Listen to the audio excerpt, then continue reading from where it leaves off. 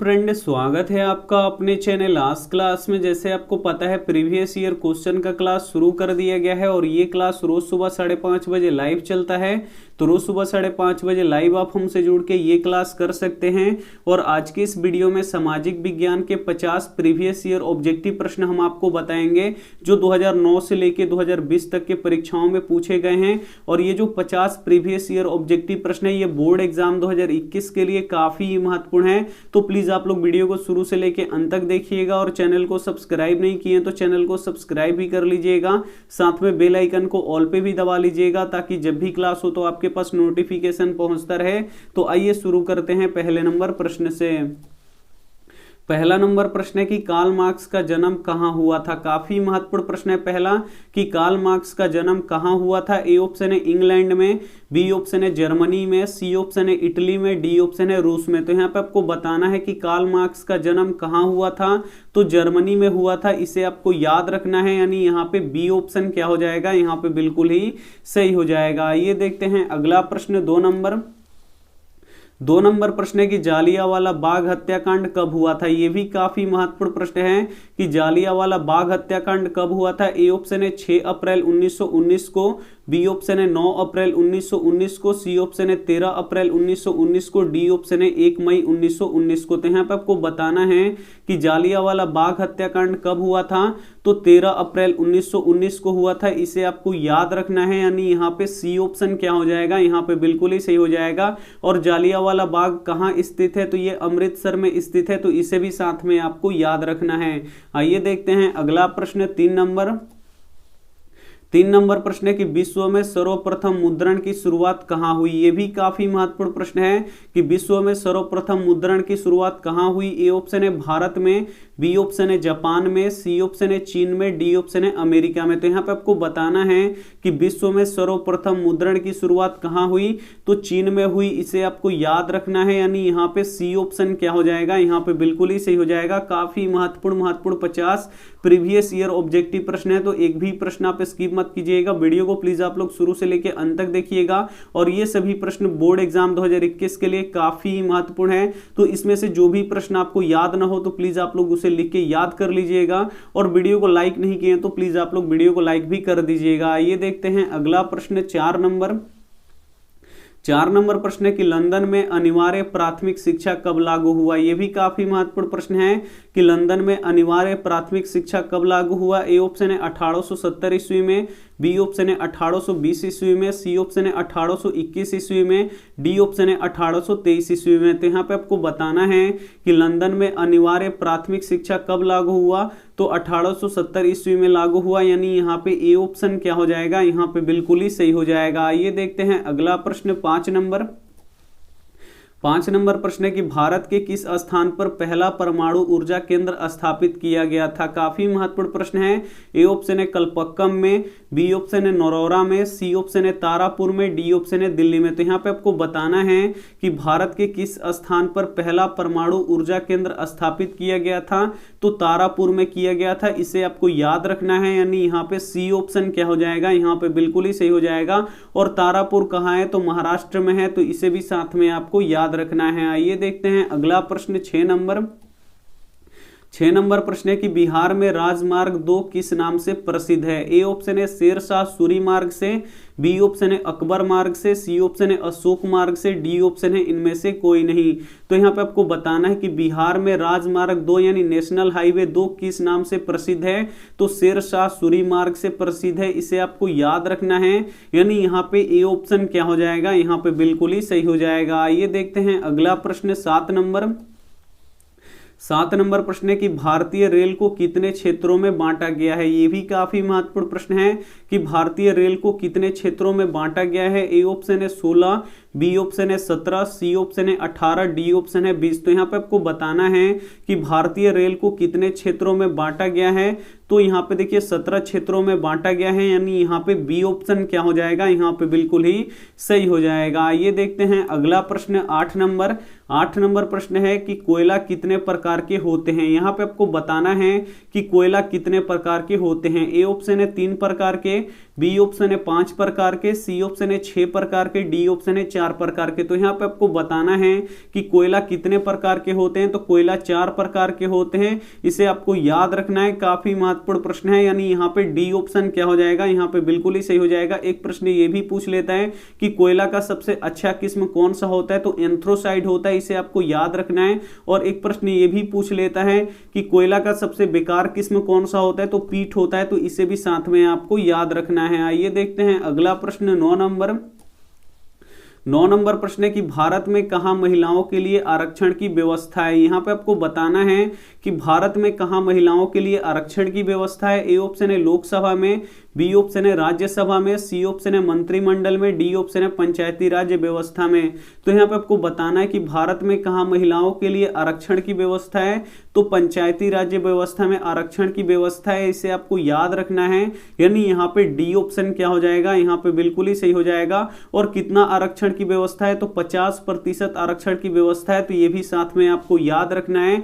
काफी महत्वपूर्ण 50 previous year objective प्रश्न है, तो एक भी प्रश्न आप स्किप मत कीजिएगा। वीडियो को प्लीज आप लोग शुरू से लेकर अंत तक देखिएगा, और इसमें से जो भी प्रश्न आपको याद ना हो तो प्लीज आप लोग लिख के जरूर याद कर लीजिएगा, क्योंकि ये 50 ऑब्जेक्टिव प्रश्न बोर्ड एग्जाम 2021 के लिए काफी महत्वपूर्ण है। और वीडियो को लाइक नहीं किए हैं तो प्लीज आप लोग वीडियो को लाइक कर दीजिएगा। और अंत में एक काफी इंपॉर्टेंट बात हम आपको बताने वाले हैं, तो प्लीज आप लोग वीडियो को शुरू से लेकर अंत तक जरूर देखिएगा। ये देखते हैं अगला प्रश्न 10 नंबर प्रश्न है कि सूचना के अधिकार आंदोलन की शुरुआत कहां से हुई। यह भी काफी महत्वपूर्ण प्रश्न है। ए ऑप्शन है राजस्थान से, बी ऑप्शन है दिल्ली से, सी ऑप्शन है तमिलनाडु से, डी ऑप्शन है बिहार से। तो यहाँ पे आपको बताना है कि सूचना के अधिकार आंदोलन की शुरुआत कहां से हुई, तो ये हुआ था राजस्थान से। यानी यहाँ पे ए ऑप्शन क्या हो जाएगा, यहाँ पे बिल्कुल ही सही हो जाएगा। और ये आपका क्लास टाइमिंग है, तो एक बार इसे आप लोग देख लीजिएगा कि क्लास कब कब होता है और कौन कौन से विषय का क्लास होता है। अगर ये 4 क्लास आप कर लेते हैं, तो अभी से अगर आप लोग ज्वाइन कर लेते हैं तो बोर्ड एग्जाम 2021 में आपका काफी अच्छा नंबर आएगा, ये हमारा गारंटी है। आइए देखते हैं अगला प्रश्न यहाँ पे 11 नंबर प्रश्न है कि जीडीपी का विस्तृत रूप लिखें। यहाँ पे आपको जीडीपी का विस्तृत रूप लिखना है। तो जीडीपी का यहाँ पे देखिए विस्तृत रूप क्या होता है, जी से होता है ग्रॉस, और डी से होता है डोमेस्टिक, और यहाँ पे पी से क्या होता है प्रोडक्ट होता है। यानी यहाँ पे होता है ग्रॉस डोमेस्टिकल प्रोडक्ट होता है। यानी यहाँ पे ए ऑप्शन क्या हो जाएगा, यहाँ पे बिल्कुल ही सही हो जाएगा। काफी महत्वपूर्ण प्रश्न है 11 नंबर। अगर आपको नहीं पता है तो प्लीज आप लोग इसे लिख के याद कर लीजिएगा। आइए देखते हैं अगला प्रश्न 12 नंबर प्रश्न है कि रिजर्व बैंक ऑफ इंडिया की स्थापना कब हुई। यह भी काफी महत्वपूर्ण प्रश्न है और ये बार बार पूछा जाता है कि रिजर्व बैंक ऑफ इंडिया की स्थापना कब हुई। ए ऑप्शन है 1934 ईस्वी में, बी ऑप्शन है 1935 ईस्वी में, सी ऑप्शन है 1948 ईस्वी में, डी ऑप्शन है 1951 ईस्वी में। तो यहाँ पे आपको बताना है कि रिजर्व बैंक ऑफ इंडिया की स्थापना कब हुआ था, तो 1935 में हुआ था, इसे आपको याद रखना है। यानी यहाँ पे बी ऑप्शन क्या हो जाएगा, यहाँ पे बिल्कुल ही सही हो जाएगा। 1 अप्रैल 1935 को हुआ था, इसे आपको याद रखना है। और रिजर्व बैंक ऑफ इंडिया का मुख्यालय कहाँ है, तो मुंबई में है, तो इसे भी साथ में आपको याद रखना है। और रिजर्व बैंक ऑफ इंडिया को बैंकों का बैंक भी बोला जाता है, तो इसे भी साथ में आपको याद रखना है। आइए देखते हैं अगला प्रश्न 13 नंबर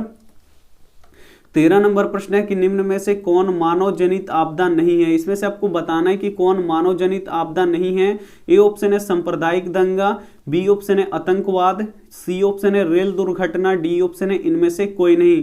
तो सांप्रदायिक दंगा क्या है, ये मानव जनित आपदा है। आतंकवाद भी क्या है, मानव जनित आपदा है। और रेल दुर्घटना भी क्या है, मानव जनित आपदा है। तो इसमें बोल रहा है कि निम्न में से कौन मानव जनित आपदा नहीं है, तो ये तो तीनों मानव जनित आपदा है। तो यहाँ पे डी ऑप्शन क्या हो जाएगा, यहाँ पे बिल्कुल ही सही हो जाएगा, इनमें से कोई नहीं। यानी यहाँ पे डी ऑप्शन क्या हो जाएगा, बिल्कुल ही सही हो जाएगा। काफी महत्वपूर्ण प्रश्न है, तो एक भी प्रश्न आप स्किप मत कीजिएगा। वीडियो को प्लीज आप लोग शुरू से लेकर अंत तक देखिएगा। और आपको यहाँ पे 100% सही यहाँ पे जवाब आपको बताया जा रहा है। अगर आपको किसी भी संख्या में मतलब आपको किसी भी प्रश्न में आपको कंफ्यूजन हो रहा हो या आपको दिक्कत महसूस हो रहा हो, तो आप लोग गूगल पे सर्च कर लीजिएगा। जो यहाँ पे देखिए जो क्वेश्चन बैंक है उसमें कुछ प्रश्नों का यहाँ पे गलत आंसर दिया है और बच्चे वही प्रश्न का यहाँ पे आंसर याद कर लिए हैं और बोलते हैं कि यही होगा। तो आप लोग एक बार अपना दिमाग चलाइएगा और अपने अपना क्या कीजिएगा, यहाँ पे गूगल पे सर्च कर लीजिएगा। आपको जो भी प्रश्न आपको इसमें से गलती लगे, आपको क्या करना है कि गूगल पे सर्च कर लेना है, उसके बाद ही हमें कमेंट करना है कि सर ये गलत है, ये गलत है, जब आपको प्रमाण मिल जाए।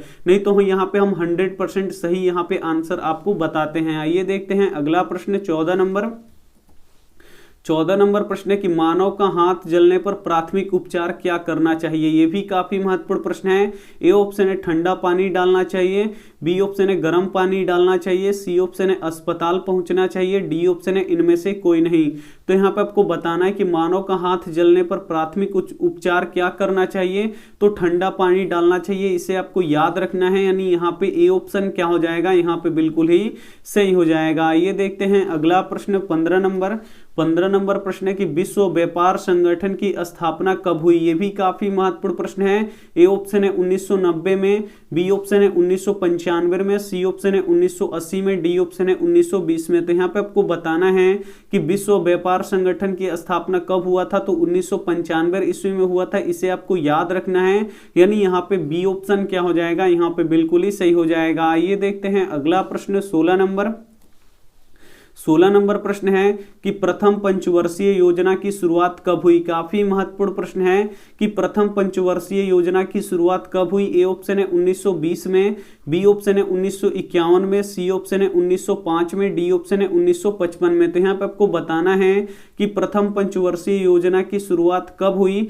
तो 1951 ईस्वी में हुआ, इसे आपको याद रखना है, यानी यहाँ पे बी ऑप्शन क्या हो जाएगा, यहाँ पे बिल्कुल ही सही हो जाएगा। ये देखते हैं अगला प्रश्न 17 नंबर प्रश्न है कि भारत की आर्थिक व्यवस्था क्या है। काफी महत्वपूर्ण प्रश्न है कि भारत की आर्थिक व्यवस्था क्या है। ए ऑप्शन है समाजवादी, बी ऑप्शन है पूंजीवादी, सी ऑप्शन है मिश्रित, डी ऑप्शन है इनमें से कोई नहीं। तो यहाँ पे आपको बताना है कि भारत की आर्थिक व्यवस्था क्या है। तो मिश्रित अर्थव्यवस्था है, इसे आपको याद रखना है, यानी यहाँ पे सी ऑप्शन क्या हो जाएगा, यहाँ पे बिल्कुल ही सही हो जाएगा। ये देखते हैं अगला प्रश्न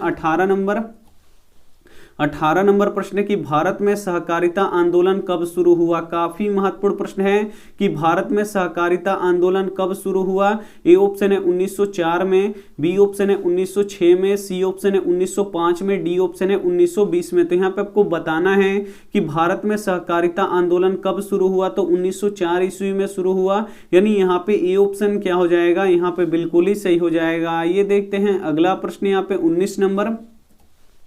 19 नंबर प्रश्न है कि संघ राज्य की विशेषता कौन नहीं है। इसमें से आपको बताना है कि संघ राज्य की विशेषता कौन नहीं है। ए ऑप्शन है लिखित संविधान, बी ऑप्शन है शक्तियों का विभाजन, सी ऑप्शन है इकहरी शासन व्यवस्था, डी ऑप्शन है सर्वोच्च न्यायालय। तो यहाँ पे आपको बताना है कि संघ राज्य की विशेषता कौन नहीं है। तो इकहरी शासन व्यवस्था ये संघ राज्य की विशेषता नहीं है, यानी यहाँ पे सी ऑप्शन क्या हो जाएगा, यहाँ पे बिल्कुल ही सही हो जाएगा। संघ राज्य में क्या होता है, दोहरी शासन व्यवस्था होता है, तो इसे भी साथ में आपको याद रखना है। काफी महत्वपूर्ण 50 प्रीवियस ईयर ऑब्जेक्टिव प्रश्न है, तो एक भी प्रश्न आप स्किप मत कीजिएगा। वीडियो को प्लीज आप लोग शुरू से लेकर अंत तक देखिएगा। और ये 50 ऑब्जेक्टिव प्रश्न बोर्ड एग्जाम 2021 के लिए काफी महत्वपूर्ण है, तो प्लीज आप लोग वीडियो को शुरू से लेकर अंत तक देखिएगा। और वीडियो को लाइक नहीं किए तो प्लीज आप लोग वीडियो को लाइक भी कर दीजिएगा। आइए देखते हैं अगला प्रश्न। यहाँ पे देखिए अगला प्रश्न यहाँ पे 20 नंबर प्रश्न है कि 15वीं लोकसभा चुनाव से पूर्व लोकसभा में महिलाओं की भागीदारी कितना था। ए ऑप्शन है 10%, बी ऑप्शन है 15%, सी ऑप्शन है 33%, डी ऑप्शन है 50%। तो यहाँ पे आपको बताना है कि 15वीं लोकसभा चुनाव से पूर्व लोकसभा में महिलाओं की भागीदारी कितना था। तो 10% था, लगभग 10%, यानी यहाँ पे ए ऑप्शन क्या हो जाएगा, यहाँ पे बिल्कुल ही सही हो जाएगा। ये देखते हैं अगला प्रश्न 21 नंबर प्रश्न है कि न्यायपालिका में किसकी प्राप्ति, यहाँ पे देखिए 21 नंबर प्रश्न है कि न्यायपालिका में किसकी प्रति निष्ठा होनी चाहिए। ए ऑप्शन है असत्य, बी ऑप्शन है सत्य, सी ऑप्शन है दोनों, डी ऑप्शन है इनमें से कोई नहीं। तो यहाँ पे आपको बताना है कि न्यायपालिका में किसकी प्रति निष्ठा होनी चाहिए। तो सत्य के प्रति निष्ठा होना चाहिए, यानी यहाँ पे बी ऑप्शन क्या हो जाएगा, यहाँ पे बिल्कुल ही सही हो जाएगा। ये देखते हैं अगला प्रश्न 22 नंबर प्रश्न भी काफी महत्वपूर्ण है कि पक्की सड़कों की लंबाई की दृष्टि से प्रथम स्थान पर कौन राज्य है। ए ऑप्शन है बिहार, बी ऑप्शन है महाराष्ट्र, सी ऑप्शन है तमिलनाडु, डी ऑप्शन है केरल। तो यहाँ पे आपको बताना है कि पक्की सड़कों की लंबाई की दृष्टिकोण से प्रथम स्थान पर कौन सा राज्य है, तो महाराष्ट्र है, इसे आपको याद रखना है, यानी यहाँ पे बी ऑप्शन क्या हो जाएगा, यहाँ पे बिल्कुल ही सही हो जाएगा। आइए देखते हैं अगला प्रश्न 23 नंबर। 23 नंबर प्रश्न है कि सन 2001 में बिहार की जनसंख्या क्या थी। यहाँ पे आपको बताना है कि सन 2001 में बिहार की जनसंख्या क्या थी। ए ऑप्शन है 8 करोड़ से कम, बी ऑप्शन है 9 करोड़ से कम, सी ऑप्शन है 8 करोड़ से अधिक, डी ऑप्शन है 9 करोड़ से अधिक। तो यहाँ पे आपको बताना है कि सन 2001 में बिहार की जनसंख्या क्या थी, तो 8 करोड़ से अधिक थी, इसे आपको याद रखना है, यानी यहाँ पे सी ऑप्शन क्या हो जाएगा, यहाँ पे बिल्कुल ही सही हो जाएगा। ये देखते हैं अगला प्रश्न 24 नंबर। 24 नंबर प्रश्न है निम्न में से कौन खरीफ फसल है। इसमें से आपको बताना है कि कौन खरीफ फसल है। ए ऑप्शन है गेहूं, बी ऑप्शन है सरसों, सी ऑप्शन है चावल, डी ऑप्शन है मटर। तो यहाँ पे आपको बताना है कि निम्न में से कौन खरीफ फसल है। तो यहाँ पे देखिए चावल क्या है, खरीफ फसल है, इसे आपको याद रखना है, यानी यहाँ पे सी ऑप्शन क्या हो जाएगा, यहाँ पे बिल्कुल ही सही हो जाएगा। और जो गेहूं होता है ये रबी फसल होता है, तो इसे भी साथ में आपको याद रखना है। आइए देखते हैं अगला प्रश्न 25 नंबर।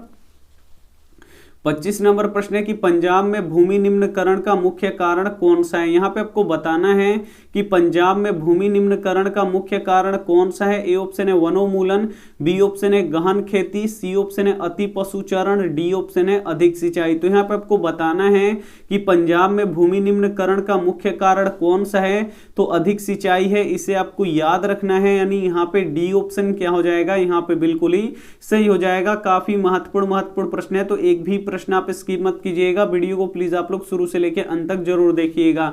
आइए देखते हैं अगला प्रश्न 26 नंबर। 26 नंबर प्रश्न है कि अंकोर वाट का मंदिर कहाँ स्थित है। यह भी काफी महत्वपूर्ण प्रश्न है कि अंकोर वाट का मंदिर कहाँ स्थित है। ए ऑप्शन है वियतनाम में, बी ऑप्शन है लाओस में, सी ऑप्शन है कंबोडिया में, डी ऑप्शन है थाईलैंड में। तो यहाँ पे आपको बताना है कि अंकोर वाट का मंदिर कहाँ स्थित है, तो ये कंबोडिया में स्थित है, इसे आपको याद रखना है, यानी यहाँ पे सी ऑप्शन क्या हो जाएगा, यहाँ पे बिल्कुल ही सही हो जाएगा। और अंकोर वाट का मंदिर किस देवता के लिए है, तो ये विष्णु भगवान के लिए है, तो ये भी साथ में आपको याद रखना है। आइए देखते हैं अगला प्रश्न 27 नंबर। 27 नंबर प्रश्न है कि राष्ट्रीय स्वयंसेवक संघ की स्थापना कब हुई। ये भी काफी महत्वपूर्ण प्रश्न है कि राष्ट्रीय स्वयंसेवक संघ की स्थापना कब हुई। ए ऑप्शन है 1923 ईस्वी में, बी ऑप्शन है 1925 ईस्वी में, सी ऑप्शन है 1928 ईस्वी में, डी ऑप्शन है 1930 ईस्वी में। तो यहाँ पे आपको बताना है कि राष्ट्रीय स्वयंसेवक संघ की स्थापना कब हुई थी, तो 1925 ईस्वी में हुआ था, इसे आपको याद रखना है, यानी यहाँ पे बी ऑप्शन क्या हो जाएगा, यहाँ पे बिल्कुल ही सही हो जाएगा। ये देखते हैं अगला प्रश्न 28 नंबर। 28 नंबर प्रश्न है कि बोल्शेविक क्रांति कब हुई। काफी महत्वपूर्ण प्रश्न है कि बोल्शेविक क्रांति कब हुई। ए ऑप्शन है जनवरी 1905 में, बी ऑप्शन है फरवरी 1917 में, सी ऑप्शन है नवंबर 1917 में, डी ऑप्शन है मई 1919 में। तो यहाँ पे आपको बताना है कि बोल्शेविक क्रांति कब हुई थी, तो नवंबर 1917 ईस्वी में हुआ था, इसे आपको याद रखना है, यानी यहाँ पे सी ऑप्शन क्या हो जाएगा, यहाँ पे बिल्कुल ही सही हो जाएगा। ये देखते हैं अगला प्रश्न यहाँ पे 29 नंबर। 29 नंबर प्रश्न है कि सेडान का युद्ध किसके किसके बीच लड़ा गया था। काफी महत्वपूर्ण प्रश्न है कि सेडान का युद्ध किसके किसके बीच लड़ा गया था। ए ऑप्शन है अमेरिका और इंग्लैंड के बीच, बी ऑप्शन है फ्रांस और प्रसा के बीच, सी ऑप्शन है प्रसा और ऑस्ट्रिया के बीच, बी ऑप्शन है भारत और पाकिस्तान के बीच। तो यहाँ पे आपको बताना है कि सेडान का युद्ध किसके किसके बीच लड़ा गया था, तो फ्रांस और प्रसा के बीच लड़ा गया था, यानी यहाँ पे बी ऑप्शन क्या हो जाएगा, यहाँ पे बिल्कुल ही सही हो जाएगा। ये देखते हैं अगला प्रश्न 30 नंबर। 30 नंबर प्रश्न है कि उपभोक्ता अधिकार दिवस कब मनाया जाता है। यहाँ पे आपको बताना है कि उपभोक्ता अधिकार दिवस कब मनाया जाता है। ए ऑप्शन है 17 मार्च को, बी ऑप्शन है 15 मार्च को, सी ऑप्शन है 19 अप्रैल को, डी ऑप्शन है 22 अप्रैल को। तो यहाँ पे आपको बताना है कि उपभोक्ता अधिकार दिवस कब मनाया जाता है, तो ये 15 मार्च को मनाया जाता है, इसे आपको याद रखना है, यानी यहाँ पे बी ऑप्शन क्या हो जाएगा, यहाँ पे बिल्कुल ही सही हो जाएगा। काफी महत्वपूर्ण प्रश्न है, तो एक भी प्रश्न आप स्किप मत कीजिएगा। वीडियो को प्लीज आप लोग शुरू से लेकर अंत तक जरूर देखिएगा। आइए देखते हैं अगला प्रश्न 31 नंबर। 31 नंबर प्रश्न है कि कौन बीमारू राज्य नहीं है। इसमें से आपको बताना है कि कौन बीमारू राज्य नहीं है। ए ऑप्शन है बिहार, बी ऑप्शन है मध्य प्रदेश, सी ऑप्शन है कर्नाटक, डी ऑप्शन है उड़ीसा। तो यहाँ पे आपको बताना है कि कौन यहाँ पे बीमारू राज्य नहीं है, तो कर्नाटक यहाँ पे बीमारू राज्य नहीं है, यानी यहाँ पे सी ऑप्शन क्या हो जाएगा, यहाँ पे बिल्कुल ही सही हो जाएगा। यहाँ पे बिहार, मध्य प्रदेश और उड़ीसा ये तीनों क्या है, बीमारू राज्य हैं, तो इसे आपको यहाँ पे याद रखना है। आइए देखते हैं अगला प्रश्न 32 नंबर। 32 नंबर भी प्रश्न काफी महत्वपूर्ण है कि संघ सरकार का उदाहरण निम्न में से कौन सा है। इसमें से आपको बताना है कि संघ सरकार का उदाहरण कौन सा है। ए ऑप्शन है अमेरिका, बी ऑप्शन है चीन, सी ऑप्शन है ब्रिटेन, डी ऑप्शन है इनमें से कोई नहीं। तो यहाँ पे आपको बताना है कि संघ सरकार का उदाहरण निम्न में से कौन सा है, तो अमेरिका है, इसे आपको याद रखना है, यानी यहाँ पे ए ऑप्शन क्या हो जाएगा, यहाँ पे बिल्कुल ही सही हो जाएगा। आइए देखते हैं अगला प्रश्न 33 नंबर। 33 नंबर प्रश्न है कि बिहार का सबसे बड़ा नगर कौन सा है। यहाँ पे आपको बताना है कि बिहार का सबसे बड़ा नगर कौन सा है। ए ऑप्शन है सीवान, बी ऑप्शन है मुजफ्फरपुर, सी ऑप्शन है गया, डी ऑप्शन है पटना। तो यहाँ पे आपको बताना है कि बिहार का सबसे बड़ा नगर कौन सा है, तो पटना है, इसे आपको याद रखना है, यानी यहाँ पे डी ऑप्शन क्या हो जाएगा, यहाँ पे बिल्कुल ही सही हो जाएगा। और पटना जिला का प्रति व्यक्ति आय सबसे अधिक है, तो ये भी साथ में आपको याद रखना है। आइए देखते हैं अगला प्रश्न 34 नंबर। 34 नंबर प्रश्न है कि हंगरी की राजधानी कहाँ है। यहाँ पे आपको बताना है कि हंगरी की राजधानी कहाँ है। ए ऑप्शन है पटना में, बी ऑप्शन है तुर्की में, सी ऑप्शन है बुडापेस्ट में, डी ऑप्शन है डेनमार्क में। तो यहाँ पे आपको बताना है कि हंगरी की राजधानी कहाँ है, तो बुडापेस्ट है, इसे आपको याद रखना है, यानी यहाँ पे सी ऑप्शन क्या हो जाएगा, यहाँ पे बिल्कुल ही सही हो जाएगा। आइए देखते हैं अगला प्रश्न 35 नंबर। 35 नंबर प्रश्न है कि संजय गांधी जैविक उद्यान किस नगर में स्थित है। यहाँ पे आपको बताना है कि संजय गांधी जैविक उद्यान किस नगर में स्थित है। ए ऑप्शन है राजगीर में, बी ऑप्शन है बोध गया में, सी ऑप्शन है पटना में, डी ऑप्शन है बिहार शरीफ में। तो यहाँ पे आपको बताना है कि संजय गांधी जैविक उद्यान किस नगर में स्थित है, तो पटना में स्थित है, इसे आपको याद रखना है, यानी यहाँ पे सी ऑप्शन क्या हो जाएगा, यहाँ पे बिल्कुल ही सही हो जाएगा। ये देखते हैं अगला प्रश्न 36 नंबर। 36 नंबर प्रश्न है कि काली मिट्टी का दूसरा नाम क्या है। काफी महत्वपूर्ण प्रश्न है 36 नंबर कि काली मिट्टी का दूसरा नाम क्या है। ए ऑप्शन है बलुई मिट्टी, बी ऑप्शन है रेगुन मिट्टी, सी ऑप्शन है यहाँ पे लाल मिट्टी, डी ऑप्शन है यहाँ पे पर्वतीय मिट्टी। तो यहाँ पे आपको बताना है कि काली मिट्टी का दूसरा नाम क्या है, तो रेगुन मिट्टी है, इसे आपको याद रखना है, यानी यहाँ पे बी ऑप्शन क्या हो जाएगा, यहाँ पे बिल्कुल ही सही हो जाएगा। ये देखते हैं अगला प्रश्न 37 नंबर।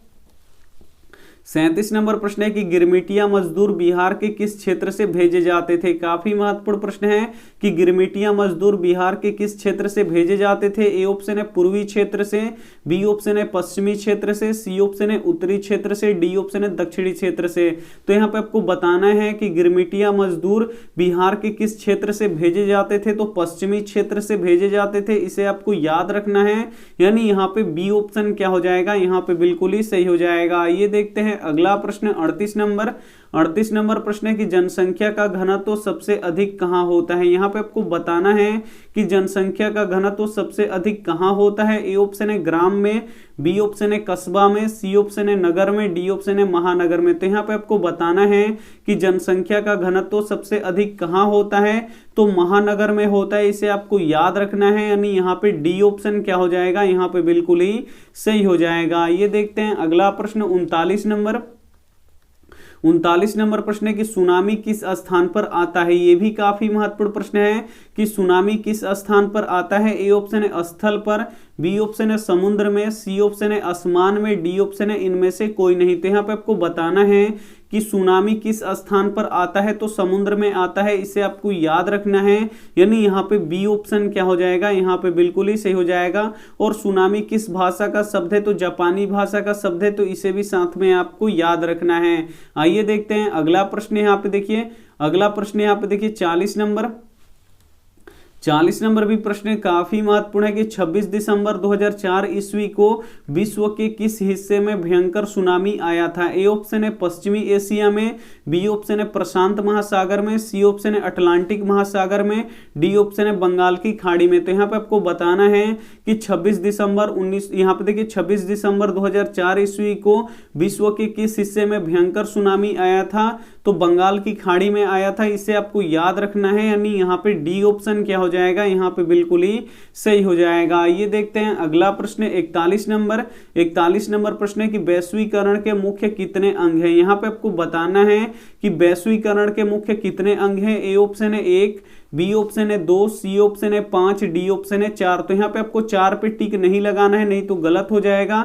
वैश्वीकरण के मुख्य कितने अंग होते हैं? तो 5 अंग होते हैं, यानी यहाँ पे सी ऑप्शन क्या हो जाएगा? यहाँ पे बिल्कुल ही सही हो जाएगा। ये देखते हैं अगला प्रश्न 42 नंबर। 42 नंबर प्रश्न है कि उपभोक्ता संरक्षण, यहाँ पे देखिए उपभोक्ता संरक्षण की घोषणा कब हुई? यहाँ पे आपको बताना है कि उपभोक्ता संरक्षण की घोषणा कब हुई। ए ऑप्शन है 1986 में, बी ऑप्शन है 1980 में, सी ऑप्शन है 1987 में, डी ऑप्शन है 1990 में। 42 नंबर प्रश्न काफी महत्वपूर्ण है कि उपभोक्ता संरक्षण की घोषणा कब हुई? तो ये कब हुआ था? 1986 ईस्वी में हुआ था, यानी यहाँ पे ए ऑप्शन क्या हो जाएगा? यहाँ पे बिल्कुल ही सही हो जाएगा। काफी महत्वपूर्ण 50 प्रीवियस ईयर ऑब्जेक्टिव प्रश्न है, और ये 50 प्रीवियस ईयर ऑब्जेक्टिव प्रश्न बोर्ड एग्जाम 2021 के लिए काफी महत्वपूर्ण है। तो एक भी प्रश्न आप स्किप मत कीजिएगा। वीडियो को प्लीज आप लोग शुरू से लेकर अंत तक देखिएगा, और वीडियो को लाइक नहीं किया तो प्लीज आप लोग वीडियो को लाइक भी कर दीजिएगा। ये देखते हैं अगला प्रश्न 43 नंबर। 43 नंबर प्रश्न है कि सौर ऊर्जा निम्नलिखित में से कौन सा साधन है? यहाँ पे आपको बताना है कि सौर ऊर्जा निम्नलिखित में से कौन सा साधन है। ए ऑप्शन है मानवकृत, बी ऑप्शन है अनवीकरणीय, यहाँ पे सी ऑप्शन है जैव, डी ऑप्शन है यहाँ पे पुनः पूर्ति योग्य। तो यहाँ पे आपको बताना है कि सौर ऊर्जा निम्नलिखित में से कौन सा साधन है। तो जो सौर ऊर्जा है ये पुनः पूर्ति योग्य है, यानी यहाँ पे डी ऑप्शन क्या हो जाएगा? यहाँ पे बिल्कुल ही सही हो जाएगा। ये देखते हैं अगला प्रश्न 44 नंबर।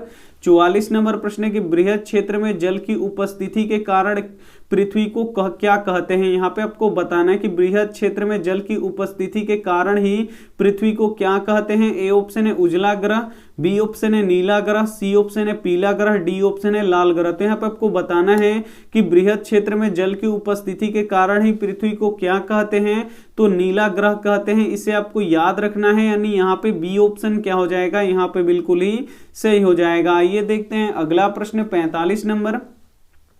45 नंबर प्रश्न है कि प्राणियों के शरीर में कितना प्रतिशत जल पाया जाता है? ये भी काफी महत्वपूर्ण प्रश्न है कि प्राणियों के शरीर में कितना प्रतिशत जल पाया जाता है। ए ऑप्शन है 70%, बी ऑप्शन है 60%, सी ऑप्शन है 65%, डी ऑप्शन है 55%। तो यहाँ पे आपको बताना है कि प्राणियों के शरीर में कितना प्रतिशत जल पाया जाता है।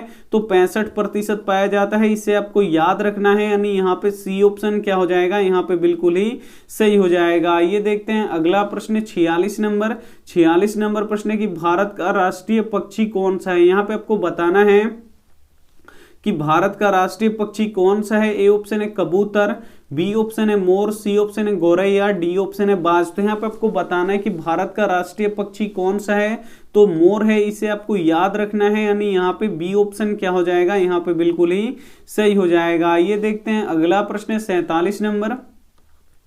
47 नंबर प्रश्न है कि गैरीवाल्डी पेशे से क्या था? यहाँ पे आपको बताना है कि गैरीवाल्डी पेशे से क्या था। ए ऑप्शन है सिपाही, बी ऑप्शन है किसान, सी ऑप्शन है जमींदार, डी ऑप्शन है नाविक। तो यहाँ पे आपको बताना है कि गैरीवाल्डी पेशे से क्या था। तो गैरीवाल्डी पेशे से नाविक था, इसे आपको याद रखना है, यानी यहाँ पे डी ऑप्शन क्या हो जाएगा? यहाँ पे बिल्कुल ही सही हो जाएगा। ये देखते हैं अगला प्रश्न 48 नंबर।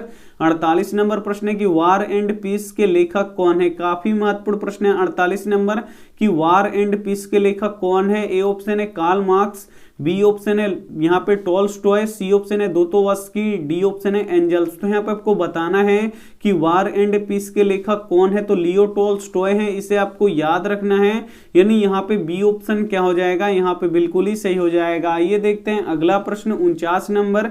49 नंबर प्रश्न है कि बाढ़ आने पर किस स्थान पर जाना चाहिए। ए ऑप्शन है ऊंची भूमि वाले स्थान पर, बी ऑप्शन है गांव के बाहर, सी ऑप्शन है खेत में, डी ऑप्शन है जहां है उसी स्थान पर रहना चाहिए। तो यहाँ पे आपको बताना है कि बाढ़ आने पर किस स्थान पर जाना चाहिए। तो ऊंची भूमि वाले स्थान पर जाना चाहिए, यानी यहाँ पे ए ऑप्शन क्या हो जाएगा? यहाँ पे बिल्कुल ही सही हो जाएगा। ये देखते हैं अगला प्रश्न यहाँ पे 50 नंबर। 50 नंबर प्रश्न है कि निम्न में से कौन से देश में मिश्रित अर्थव्यवस्था है। यहाँ पे आपको बताना है कि किस देश में मिश्रित अर्थव्यवस्था है। ए ऑप्शन है चीन में, बी ऑप्शन है अमेरिका में, सी ऑप्शन है भारत में, डी ऑप्शन है इनमें से कोई नहीं। तो किस देश में मिश्रित अर्थव्यवस्था है? तो भारत में मिश्रित अर्थव्यवस्था है, इसे आपको याद रखना है, यानी यहाँ पे सी ऑप्शन क्या हो जाएगा? यहाँ पे बिल्कुल ही सही हो जाएगा। आप यहाँ पे 50 प्रीवियस ईयर ऑब्जेक्टिव प्रश्न देख चुके हैं जो बोर्ड एग्जाम 2021 के लिए काफी महत्वपूर्ण है। तो आप लोगों को इसमें से जितना भी प्रश्न याद था उसका तो सही है, लेकिन इसमें से जो भी प्रश्न आपको याद नहीं है तो प्लीज आप लोग उसे लिख के जरूर याद कर लीजिएगा। आइए देखते हैं यहाँ पे होमवर्क प्रश्न। और होमवर्क प्रश्न देखने से पहले प्लीज आप लोग वीडियो को लाइक नहीं किए हैं तो प्लीज आप लोग वीडियो को लाइक कर दीजिएगा। होमवर्क प्रश्न है कि नगर निगम के प्रधान को क्या कहा जाता है। ए ऑप्शन है निगम अध्यक्ष, बी ऑप्शन है महापौर, सी ऑप्शन है जिला अध्यक्ष, डी ऑप्शन है मुख्यमंत्री। एक बार क्लास टाइमिंग देख लीजिए। यहाँ पे देखिए सुबह 5:30 बजे क्या होगा तो प्रीवियस ईयर क्वेश्चन होगा, और यहाँ पे देखिए 1 बजे दिन में क्या होगा तो सब्जेक्टिव प्रश्न होगा, और फिर यहाँ पे देखिए शाम 6 बजे क्या होगा प्रीवियस ईयर क्वेश्चन होगा। यही बात हम आपको बताने वाले हैं कि जल्दी जल्दी हम क्या करते हैं, बहुत ही कम समय बचा है तो यहाँ पे सबसे पहले प्रीवियस ईयर क्वेश्चन को क्या करते हैं, सबसे पहले समाप्त कर लेते हैं। मॉडल पेपर तो कुछ काछ हम आपको पढ़ा चुके हैं, और यहाँ पे देखिए जितना जल्दी प्रीवियस ईयर क्वेश्चन पेपर यहाँ पे क्या होगा हमारा समाप्त होगा। प्रीवियस ईयर जो क्वेश्चन है वो काफी महत्वपूर्ण है 2021 बोर्ड एग्जाम के लिए। तो प्रीवियस ईयर क्वेश्चन सबसे पहले हम क्या करेंगे, यहाँ पे खत्म करेंगे। जब खत्म हो जाएगा तो यहाँ पे 6 बजे शाम से फिर यहाँ पे मॉडल पेपर यहाँ पे शुरू कर दिया जाएगा। तो 2 टाइम आपको यहाँ पे प्रीवियस ईयर यहाँ पे क्वेश्चन मिलेगा। तो आप लोग जरूर जुड़िए, और आप लोगों को क्या करना है सिर्फ देख के नहीं छोड़ देना है। अगर आप देख रहे हैं तो वीडियो को पूरा देखिए, और यहाँ पे देखिए इसमें से जो भी प्रश्न आपको याद नहीं है तो उसे आप लोग लिख लीजिए, एक नोट बना लीजिए, और उस नोट में जो जो प्रश्न आपको याद नहीं है उसे लिखिए और उसका रिवीजन करते रहिए। अगर ऐसे कीजिएगा तो बहुत ही जल्दी आपके सारे प्रश्न यहाँ पे याद हो जाएंगे और सारा डाउट आप लोगों का क्लियर हो जाएगा। नहीं तो अब भी आप लोग नहीं सोचिएगा ये सब, तो बहुत ही कम समय बचा है और बाद में तो यहाँ पे इतना प्रेशर हो जाएगा तो कि फिर जो आपको याद रहेगा वो भी आप लोग भूल जाइएगा। तो आपको क्या करना है कि नोट बनाना है बढ़िया सा, और उसमें से जो भी प्रश्न आपको याद नहीं है जितना हम आपको पढ़ा रहे हैं सबसे पहले आप वीडियो को पूरा देखिए, और जो भी प्रश्न इसमें से आपको याद नहीं है तो उसे आपको क्या करना है कि अच्छी तरीके से लिखना है, और उसका दिन में एक टाइम आपको क्या करना है, एक समय ऐसे बनाना है कि उसका आप लोग को रिवीजन करते रहना है। और यहाँ पे देखिए गेस क्वेश्चन कब चलेगा, तो गेस क्वेश्चन यहाँ पे रोज रात 8 बजे चलेगा। ये 4 क्लास डेली चल रहे हैं, तो आप लोग 4 क्लास ज्वाइन कीजिए और बोर्ड एग्जाम में काफी अच्छा नंबर पाइए, ये हमारा गारंटी है। आइए देखते हैं यहाँ पे आगे क्या है। आगे यही है कि वीडियो को आप लोग लाइक नहीं किए तो वीडियो को लाइक कर दीजिए। उस वाले वीडियो को बोले थे कि 1 के लाइक यानी 1000 लाइक हमें यहाँ पे कर दीजिएगा, तो आप लोग 1000 से ज्यादा लाइक कर दिए हैं, तो इसके लिए दिल से यहाँ पे शुक्रिया। तो इस पे भी कर दीजिएगा, और यहाँ पे देखिए अपने दोस्तों के पास इस वीडियो को जरूर शेयर कीजिएगा क्योंकि काफी महत्वपूर्ण है ये वीडियो। और यहाँ पे देखिए चैनल को सब्सक्राइब नहीं किए तो चैनल को सब्सक्राइब करके साथ में बेल आइकन को ऑल पे दबा लीजिएगा, ताकि जब भी क्लास हो तो आपके पास नोटिफिकेशन पहुंचता रहे। थैंक यू फॉर वॉचिंग, मिलता है अगले वीडियो में, तब तक अपना ध्यान रखिए, मन लगा के पढ़ाई कीजिए। Take care and bye.